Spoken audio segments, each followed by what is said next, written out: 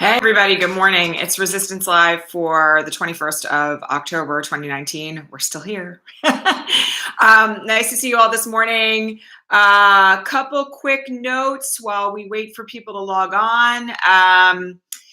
Our Rise Activist Leader Bootcamp is still open for registration, only for about, I think, 10 more days or so. We are looking forward to having this particular cohort, which is shaping up really beautifully. We did this free webinar on Friday, which you can all go back and watch on the replay if you would care to, that kind of went through the entire program. And we had like 96 people registered for that, which was rad. We're just like stoked about this fall cohort because a lot of us need a reboot and a lot of us need more motivation to kind of keep going right now. And so if you're interested in learning more about it, GaiaLeadershipProject.com/rise. We're kind of hoping to see as many of you as possible on the inside of that. Okay. This was like a completely crazy weekend. And I'm going to start with a couple of things on the international front because they are kind of profoundly relevant to where we find ourselves right now. So first things first, the deal, the Brexit deal that was proposed, this latest round by Boris Johnson, was voted down in Parliament on Saturday. This is a very big deal right now because this particular Brexit deal now looks like it won't go through. The Prime Minister then had to send a letter to the EU asking for an extension. He refused to sign it, which was very childish. And now there's ongoing debate. I was just listening to it like 10 minutes ago in the Houses of Parliament today about whether or not there's going to be another vote. That decision is now no.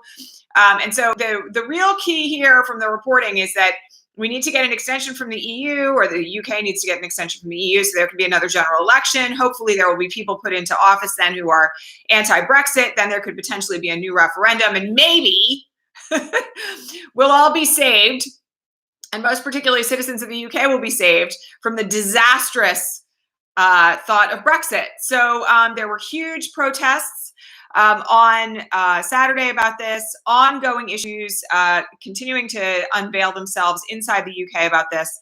Again, that is something to keep an eye on because it does impact all of us. Also, today is Canada's election. I will just warn you all that Scheer, who is the fellow who is running from the ultra right wing Nationalist Party, better not win because he's like Trump Jr. Obviously want to encourage all of Canada to turn out and vote for anybody but him at this stage of the game. But there's plenty of developments that we're waiting on there. And I was reading up on this last night, and it really looks like it's going to be a nail biter down to the end for our neighbors up north. So there's that. Okay. The other bit of news over the weekend was that Nancy Pelosi was abroad, both to try to address what's happening with the Kurds in Syria, and that she also stopped in Afghanistan. In the middle of all of this, her brother passed away. And the family's fairly wrecked, apparently, by that. Now, some of you asked, why would Nancy Pelosi be abroad for all of this? Well, for one very legitimate reason, which is that, as we talked about all week last week and the week before, the Trump administration's actions with regard to Syria and Turkey have completely undermined the United States on the international stage. And my expectation is that what Pelosi is trying to do right now is to somehow shore up the idea that we are working to remove this president, and that we will be reliable at some point in the future, and that we are, maybe there are certain things that can be taken, actions that can be taken by NATO and by others of our allies to help preserve the situation in Syria. Now, that doesn't look very positive this morning. Some of you may have already seen the footage of Kurds watching the U.S. soldiers retreat. Rocks are being thrown at U.S. vehicles. There are signs being held up that said, "Thank you to the U.S. people, but we despise you because of Trump."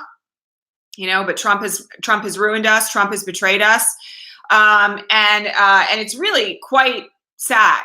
In addition to the fact that we're one day away now from this non-existent ceasefire coming to an end. The ceasefire has never really happened, and there's basically then going to be mass execution, mass murder of our allies, the Kurds, who have not managed to flee their homelands, which is ethnic cleansing par excellence, in time. So it's an incredibly tragic circumstance. It does constitute crimes against humanity by the United States. This, by the way, is not the first time we have done horrible things Like, I just want to, make that all clear. And we've had additional horrific statements from Erdogan, and we still have this situation with the 15 U.S. nukes that are under the base that we had in Turkey that are being held hostage at this point in time. So the situation over there is worsening, and there's no way to put a gloss on it. It's horrific, and it's the blood is on Trump's hands, flat out. I don't think that we're going to have a very positive outcome for this. The last bit of breaking news this morning was that the U.S. was allowing soldiers to remain to protect oil wells, but not to protect our allies and fellow human beings. So this is all very, very bad. So here's the thing. Internationally, things are pretty chaotic right now. By the way, I will also remind you all there were mass protests in Lebanon this weekend, mass protests in Barcelona. There are various, other places around the world where there is a huge, at this moment, uprising against corruption in government, and there's quite a bit to be concerned about at this moment in time, in the context of just international upheaval generally. I really hope that Brexit goes down, because I think that would be a really major pushback to Putin and all of his efforts. As much as I hope that Trump is impeached, I think there needs to be some affirmative action taken that reestablishes the value of the rule of law in Western democracies in ways that will show that we're planning to fight back. Because right now, everything is in limbo, or at least it feels that way. All right. We had a bunch of breaking news on Friday night about Rudy Giuliani. Those of you who missed Rachel's A Block on Friday, I highly encourage you to go back and watch it. It's really, she has now tracked the money from Lev Parnas and Igor Fruman. And by the way, there are photographs breaking this morning of Jay Sekulow, the president's attorney inside the White House, sitting down with these guys and having dinner. It appears weirdly that Parnas and Fruman were working on the Russian defense team when they are being paid by Russian oligarchs, and they paid Rudy. The layers and layers here of, the Russian influence over this president are being wildly, disclosed at this moment in time. So Rachel's A Block on Friday was one of those ones where my jaw was on the floor. And, I just want to say this. I know that there are a lot of people who follow this broadcast who are sort of like, but we know Trump's a Russian asset. You have to be able to actually prove that in court, first of all, or in an impeachment trial. And second of all, it shouldn't make it any less abominable or any less horrifying to see how it comes apart in real time. The news on Friday night on that front was quite astonishing. Rudy Giuliani has stopped tweeting now, which, I assume is a sign of the fact that he knows that he's in really serious trouble. We're going to have ongoing breaking news about this going forward. Lev Parnas, by the way, has finally made bail. He was released this morning. We still have ongoing questions about who's cooperating and who isn't, and whether or not Giuliani is going to be indicted. And again, I'm going to stand by my statements last week that I think there's no way Rudy Giuliani gets out of this without being indicted. It's going to be a week, just like it's going to be a week in Brexit. I just want to say that we haven't had an extension granted in the EU yet. There's this week is going to be a hard one. And, I just want you all to be prepared. It's not like it's slowing down anytime soon. I was getting ready to broadcast, and Trump's about to have another meeting in the cabinet room. It's going to be televised for all the cameras. So, strap on your gaslighting protection hats, because it's going to be nasty.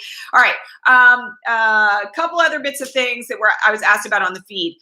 There is an effort being put forward by some of these insane Republican reps to censure Adam Schiff this morning. Nothing is going to come of this. I just want you all to kind of let that one go. They don't have the votes for it. It's ridiculous to begin with. It's all for show. It's pandering to the base. It's not going to stop any kind of impeachment proceeding. They're literally just playing politics by introducing a resolution to censure him. And it's literally just like a show. It's literally nothing else. So don't worry about that. In other words, we have lots of bigger things to worry about. And that's not one of them. Mitt Romney, oh my goodness. So, Mitt Romney gave this speech, as you all know, on the floor of the Senate last week about the fact that the president's actions in relation to Syria and Turkey were abominable.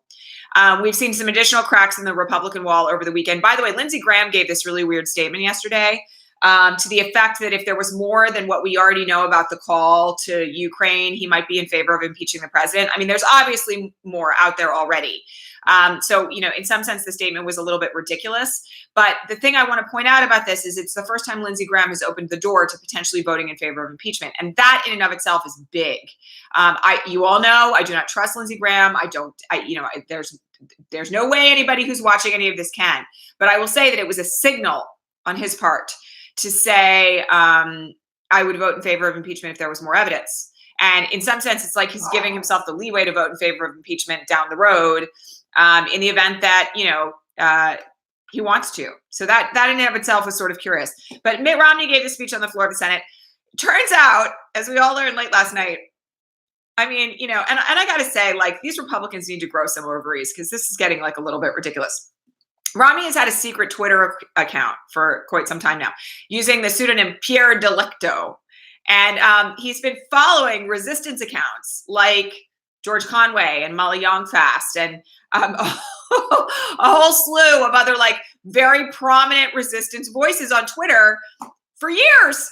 And, especially since the 2016 election. And he was confronted by a reporter about this over the weekend. And he said, "C'est moi, it's me." He like admitted the whole thing and then he locked down the account.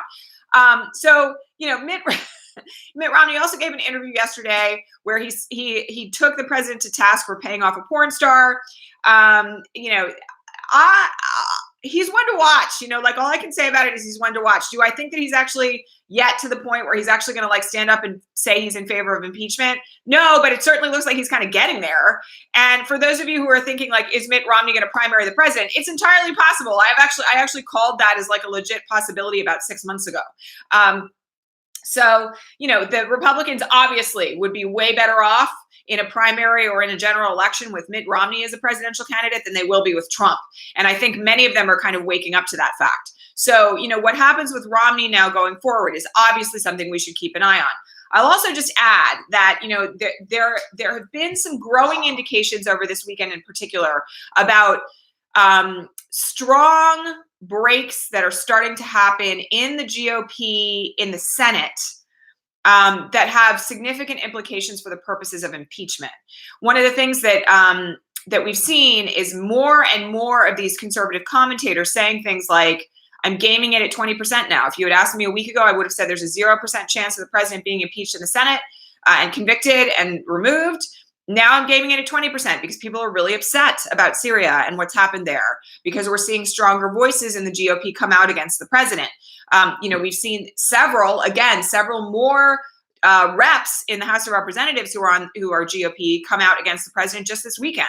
So there's ongoing developments here that are showing the weakness of GOP support. And by the way, the president rolling back his decision on having the G7 at the Doral, which happened on Saturday. And I laughed until I cried at the tweets that came out after that, because, humor is a coping mechanism. But one of the things about that and what we're seeing now in the reporting about how that decision was made is that Trump pulled it back precisely because there was so much outrage in the GOP. And the thing to remember here is it's not like the president's going to stop. Anybody who knows anything about narcissistic personality disorder knows that when you get to this stage of the devolution of somebody with NPD, it only gets worse. It doesn't get better. So the fact that he pulled back on the G7 doesn't mean that there's not going to be the next horrific thing today, tomorrow, or the next day that's going to have the GOP again going like WTF. So we're in a position now where the more cracks that develop in the GOP, the better off we're going to be. And I really think it's time, by the way, for GOP members of the Senate to come out publicly in favor of impeachment. And we're on the verge of things like that happening now. It hasn't happened yet, but we're getting there. I wouldn't be surprised, by the way, if we start to see a really serious break on that front this week. Because, by the way, at this moment in time, with the testimony that we have coming up this week on Ukraine, we're on the verge at this moment of articles of impeachment being filed. I mean, I've been saying for 3 weeks they could have been filed, the day the call transcript came out, the call summary from the White House. But all that said, they've now got, more than half a dozen witnesses who have testified about the president's crimes in this regard that back up the initial whistleblower complaint. And we've got many more coming this week. Even though at the same time we're still seeing a lack of compliance from certain arenas inside the executive branch. There's enough testimony now that, Schiff could submit articles of impeachment and have them voted on and voted out of the House, very soon, and the signals have been, as we discussed last week, Mitch McConnell is telling the Senate to get ready for an impeachment trial around Thanksgiving. I want to remind you all, 21st of October, Thanksgiving this year is on the 28th of November. We're 5 weeks from that at the absolute outside.